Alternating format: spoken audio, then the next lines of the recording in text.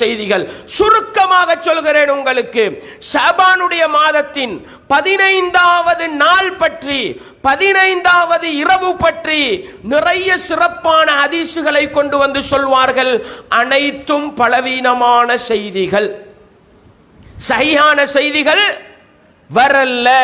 அதை நானும் நீங்களும் மிக தெளிவாக விளங்கிக் கொள்ள வேண்டும்.